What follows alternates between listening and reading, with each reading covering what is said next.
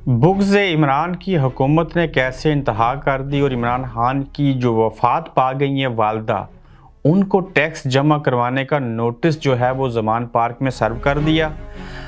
हुकूमत chief justice की जो मुद्दत मुलाज़मत है उसको कम करने की क्यों कोशिश कर रही है, इसके बिहाइंड वजूहात क्या हैं। हुकूमत ने चीफ जस्टिस के अहकामात को और फैसलों को यकसर मुस्तरद कर दिया। आज हम इन 3 बड़ी खबरों के ऊपर आपसे बात करेंगे।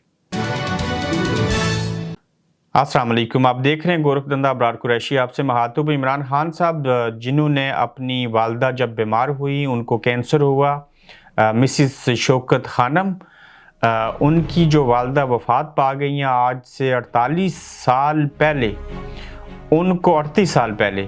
तो उनकी वालदा के नाम के ऊपर जो टैक्साइज़ का महकमा है, टैक्सेशन का, उसने एक नोटिस सर्व किया है ज़मान पार्क में। और ये इतनी बुग़्ज़ है इमरान खान के ख़िलाफ़ हुकूमत की कि ये नोटिस सर्व करके आखिर वो क्या तासर देना चाहते हैं, और इससे सिवाय बुग़्ज़ की और कोई चीज़ भी हमें सामने दिखाई नहीं दे रही।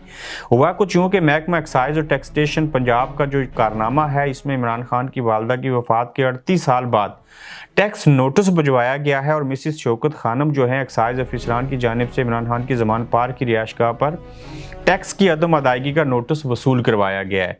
नोटिस के मुताबिक चेयरमैन तहरीक इंसाफ इमरान खान की वालदा के नाम पर ज़मान पार्क में 2 कनाल से ज़ायद रकबे के घर पर साल 2014 से लग्जरी टैक्स अदा नहीं किया गया। टैक्स हुकाम के मुताबिक टैक्स की मालियत 36 लाख रुपए बनती है। ज़राए का कहना है कि जवाब दाखिल कराने के लिए 1 हफ्ते का वक्त दिया गया। अगर तो टैक्स बनता है, रियासत को देना चाहिए, हुकूमती ख़जाने में जाना चाहिए, नोटिस सर्व करने में भी कोई प्रॉब्लम नहीं है। लेकिन 38 सालों के बाद इस चीज़ का ख्याल आया तो ये बात टोटली सियासी तौर के ऊपर बुग़्ज़ रखना है।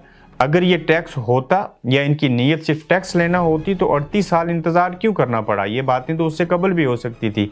जो इमरान खान, वो उनकी वालदा मिसिस शौकत खानम जो कैंसर की मरीज़ा थी, दुनिया से चली गई। उनके नाम के ऊपर कैंसर अस्पताल लाहौर में मौजूद है, जहाँ पे हज़ारों मुलाजमीन नौकरियाँ करते हैं, जहाँ पे गरीब और अमीर का एक ही अस्पताल के अंदर, एक ही बेडरूम के अंदर पैसे लेके और फ्री में भी इलाज होता है। तो उनके नाम के ऊपर ये जो खिदमात दी गई हैं, वहाँ पे अब ये जो नोटिस भेजा गया है 38 सालों के बाद उनको जो याद आई, इसको भेजने का सरीहन जो मकसद है वो सिर्फ यही है कि इमरान खान को जो है वो इस तरह से सियासी दौर के ऊपर इस तरह के नोटिस भिजवा के खज्जल ख़राब किया जाए और रेपुटेशन ख़राब करने की कोशिश की जाए। दूसरी तरफ जो हुकूमत है, उसने इस बात के ऊपर गौर करना शुरू कर दिया है कि चीफ जस्टिस ऑफ पाकिस्तान जो हैं, इनकी मुद्दत मुलाजमत कैसे कम की जा सकती है। आपको इससे पहले भी बताया था कि सदर पाकिस्तान आरिफ अलवी और chief justice of Pakistan Umar Ata Bandial दानों की रिटायरमेंट एक ही महीने इसी साल नवंबर के अंदर होनी है। आई थिंक 16 नवंबर है या 16 अक्टूबर है, इसी साल वो रिटायर्ड हो जाएंगे।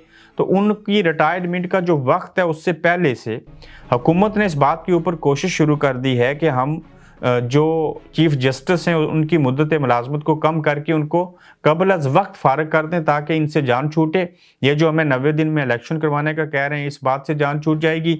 फिर जो आज खुद नोटिस वाला केस है जिसको उन्होंने मुस्तरद कर दिया है, इससे भी जान छूट जाएगी। और जब आज खुद नोटिस का इख्तियार वापस लेंगे, ये चीफ जस्टिस जब तक हैं, ये बेंच जब तक है, ये 8 जजेस जो हैं, इनकी मौजूदगी में ऐसे नहीं हो सकेगा और अपनी मर्जी का चीफ जस्टिस लाएंगे। आज खुद नोटिस वाला जो मामला है, इसको ख़त्म कर लिया गया। ये इख्तियार अगर वापस हो गया तो इसका बेनिफिशरी कौन होगा?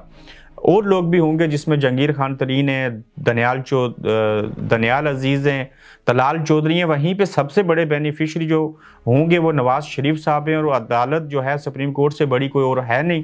तो लिहाजा सुप्रीम कोर्ट से आज खुद नोटिस को ख़त्म करने के बाद जिस फैसले को अभी अदालत ने हुकूमत की तरफ से जो काबीना ने किया था उसको मुस्तरद किया, तो लिहाजा ये दोबारा से चीफ जस्टिस चाहते हैं अपनी मर्जी से आए। और नवाज शरीफ साहब का केस जो है उसका तल्लक नए चीफ जस्टिस के साथ जुड़ा है, चूंकि उमर अता बंदयाल तो आज खुद नोटिस वाले मामले को मुस्तरद कर चुके हैं। तो जब तक इनकी मर्जी से आज खुद नोटिस ख़त्म नहीं होता, अगर ये ख़त्म हो जाए तो उसके बाद 30 दिनों में वो अपील करेंगे, ये सारे लोग जिसमें नवाज शरीफ साहब भी शामिल हैं। तो तब जाके उनके केसेस जो हैं वो ख़त्म हो सकते हैं। मगर यहाँ पे सिर्फ अदलिया रुकावट नहीं है, अभी तक ये इस्टेब्लिशमेंट जो है वो भी इनके ऊपर एतबार नहीं करती। और इस्टेब्लिशमेंट अगर चाहती तो उन्होंने ही तो केस बनाए थे, इमरान खान की हुकूमत से तो पहले के ये केसेस बने हुए थे। तो तो वो ख़त्म करवा देते। लेकिन अब इस मकसद के लिए सऊदी अरेबिया की खिदमत ली जाएंगी, वहाँ से शाही फैमिली जो है, जो सऊदी हुकूमत है, उससे आर्मी चीफ के ऊपर प्रेशर डलवाया जाएगा, ये भी श्योरिटी ली जाएगी कि आइंदा हमें इक़्तिदार में भी लाया जाए।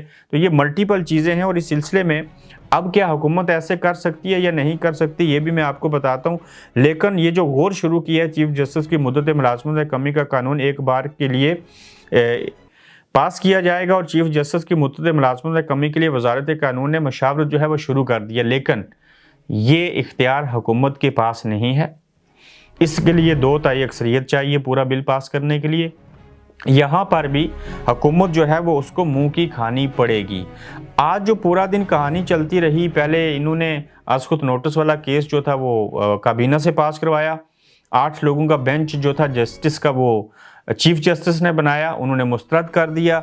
अब क्या है कि शहबाज शरीफ की ज़ेर सदारत फिर जो इजलास हुआ है उसमें हुकूमत ने यह कहा है कि हम अपने मौक़िफ़ पर कायम रहेंगे। मौक़िफ़ ये है कि हुक्मरान जमातों का इजलास का जो मुश्तरका एलामिया था वो जारी किया गया। उसके तहत आप सुनिए कि supreme court practice and procedure bill से मुतल्लिक़ सुप्रीम कोर्ट का फैसला मुस्तरद किया जाता है, एलामिया में कहा गया।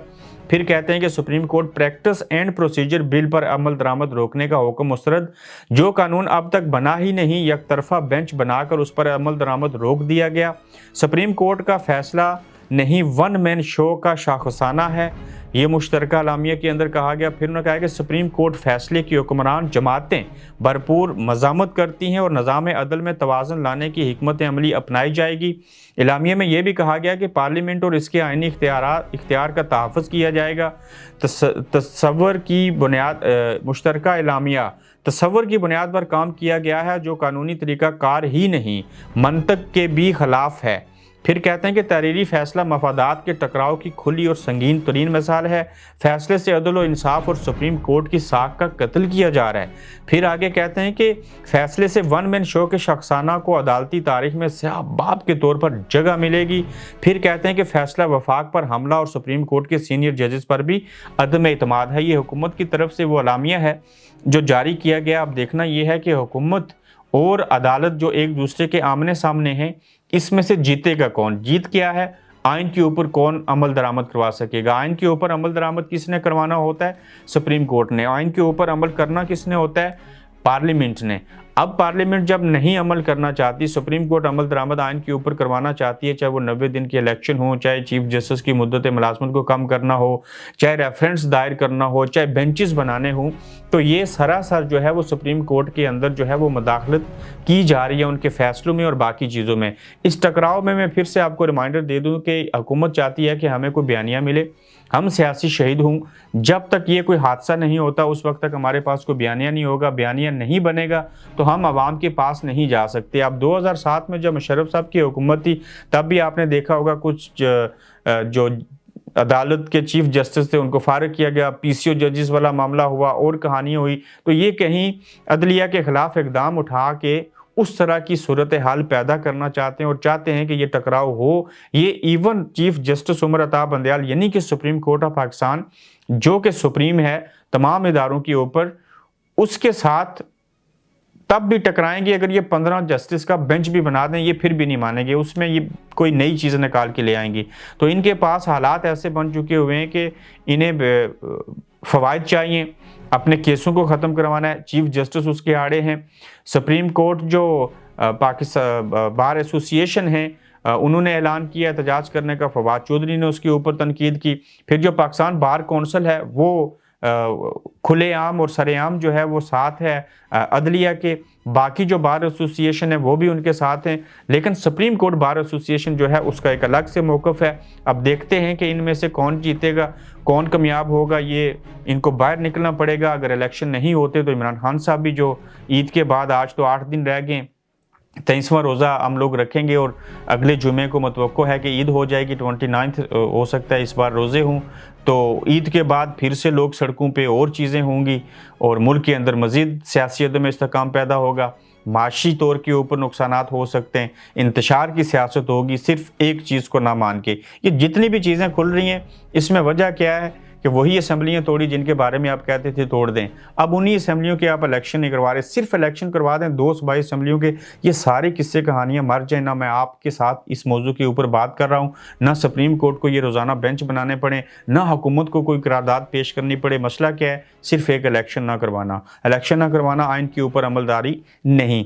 अब अगर ये टकराव की चीज़ें आगे बढ़ती रहीं बिटवीन सुप्रीम कोर्ट और हुकूमत के दरमियान, तो फिर वो नहज भी आ सकती है कि जब सुप्रीम कोर्ट अदालत में बुला लेगी वज़ीर आज़म को और वहाँ पे हो सकता है उनको सज़ा भी सुना दे, उनको यूसुफ रज़ा गिलानी साहब की तरह नाअहल भी कर दे। फिर ये मुँह देखते रहेंगे और ये वही चीज़ है जो वो चाहते हैं कि हमें किसी तरह से बेशक सियासी शहीद होना पड़े, लेकिन कोई बयानिया मिले, हम किसी के सर अपने गुनाह जो हैं वो डाल दें और फिर चीज़ों को आगे लेके बढ़ें। अपना ख्याल रखिएगा, अपना फीडबैक दीजिएगा, फिर आपसे मुलाकात होगी। अल्लाह हाफिज़। आप देख रहे हैं गोरखधंधा अब्रार कुरैशी के साथ।